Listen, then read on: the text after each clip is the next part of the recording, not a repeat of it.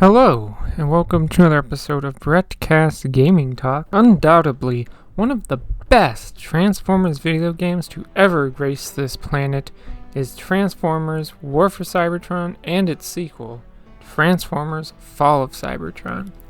But this video is about War for Cybertron, so I'm not going to be talking about its sequel. Anyway, if you are wondering why this is Forgotten Transformers games, when we're talking about a game like War for Cybertron, well, that is because I'm not talking about the good version of War for Cybertron. No. I'm going to be talking about the Nintendo DS port of War for Cybertron. Without further delay, here's everything you need to know about Transformers War for Cybertron for the Nintendo DS. So unlike the regular versions of War for Cybertron, there are two separate versions for the DS version. We have War for Cybertron Autobots and War for Cybertron Decepticons. The games released on June 22nd, 2010 in North America and were developed by Vicarious Visions, whereas the regular versions were developed by High Moon Studios. Let's go over the characters in the Autobot version of the game. For playable characters, we have Optimus Prime, Bumblebee, Ironhide, Ratchet, Cliffjumper, Sideswipe, Swoop, Silverbolt, Warpath, Jetfire, Jazz, Ultra Magnus, Air Raid, Rodimus, Grimlock, and Hot Rod. Zeta, Prime, Cup, and Omega Supreme are in the game, but are not playable. For the Decepticon version, we have Megatron, Brawl, Starscream, Skywarp, Thundercracker, Onslaught, Ramjet, Dragstrip, Dirge, Soundwave, Barricade, Motormaster, Cyclonus, Breakdown, and Shockwave. Laserbeak and Trypticon are in the game but are not playable. Something interesting to note with both of the DS games is that there are characters that are not in the regular version of the game. Those characters are Cliffjumper, Swoop, Jazz, Ultra Magnus, Rodimus, Grimlock, Hot Rod, Onslaught, Motormaster, Cyclonus, and Shockwave. It's also interesting to see how some of these characters are not in the regular version of War for Cybertron, but they then appear in the regular version of Fall of Cybertron. Now it's time to talk story. I'm going to give short version of the story for the Autobot campaign first. Do some basic training with Silverbolt, fend off Decepticon attack led by Starscream. Prime arrives and chases Starscream away. Prime defeats Dirge. Prime and Ironhide destroy Dark Energon Corruptors and retake Iacon. Prime B and Ironhide infiltrate Kaon Prison, get discovered by Onslaught, who they defeat. Whole prison is alerted, fight their way to Zeta's cell, find Zeta mortally wounded. Optimus is officially named Next Prime, asks Grimlock and Swoop for help restoring the planet core. Decepticons capture Swoop. Prime and Grimlock defeat Cyclonus and find Swoop. Swoop corrupted with Dark Energon, but they restore him. Grimlock and Swoop join Prime temporarily, set out to destroy the Corruptors and heal Core, reach area with lots of Dark Energon and Corruptors, destroy Corruptors and defeat Brawl. Core can no longer sustain life on planet. Core gives Prime the Matrix of leadership. Prime leads mission to destroy Trypticon Station from inside, destroys the main cannon and power source. Station transforms into Trypticon as it falls to this planet's surface.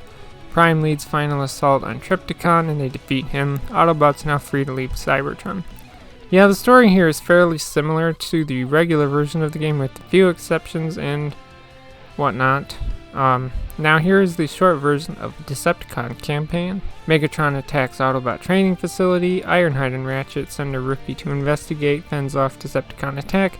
Megatron, Dirge, and Brawl create distraction while Soundwave hacks into the Autobot mainframe for information on location of Trypticon Station.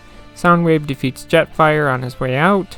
Megatron and Barricade attack Station where Dark Energon is being held that is commanded by Starscream. The two defeat Starscream and get Dark Energon. Starscream joins Decepticons, move Dark Energon to Kaon, test Dark Energon with a fighting course in Kaon, fight through several Autobot prisoners including Ironhide. This uses most of the Dark Energon they have, send Starscream to figure out how they can make more. Starscream and crew find and restore Space Bridge. Silverbolt attacks the Decepticons. Silverbolt is defeated. Learn that Autobots cut link to Cybertron's core using Omega Key encrypted locks.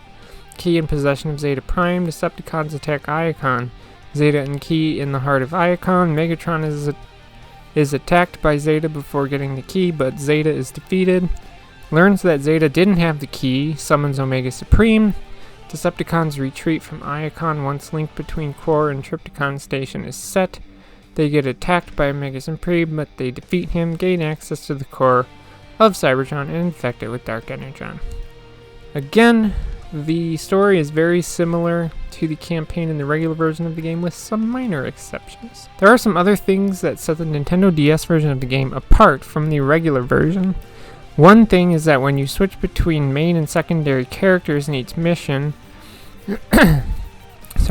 one thing is that you switch between main character and secondary character in each mission, and if one character dies, you have the ability to revive them if you kill enough enemies. There's also the idea that each enemy is more susceptible to a specific type of attack.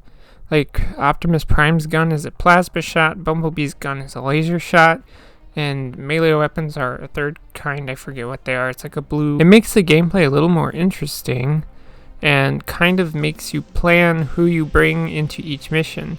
The only thing I find a little weird is that the transform button is a touchscreen function, but they don't actually make you use your vehicle mode that much. Not in a sense where you have to quickly transform in and out. There's a sort of RPG element as well, with each kill granting you XP, and there are Energon cubes to find throughout levels that will give you 1,000 XP. After each mission, you can sort out your skill points for each of the characters. There are golden discs hidden in levels that will give you more characters you can bring on missions, and will also give you abilities and stuff, and the golden discs are hidden, as I said.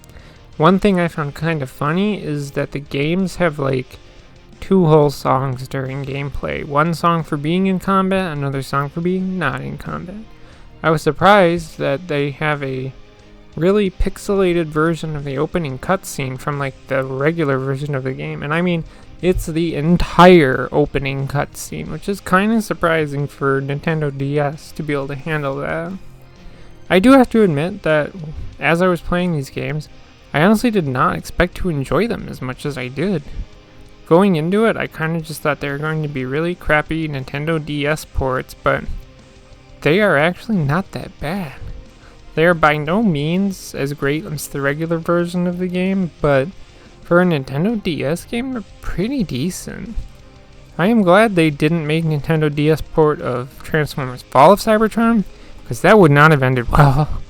With that brings this video on the Nintendo DS versions of Transformers War for Cybertron to a close. That's all I have to say, so if you entered the conversation, leave a comment below. As always, thanks for listening, and goodbye.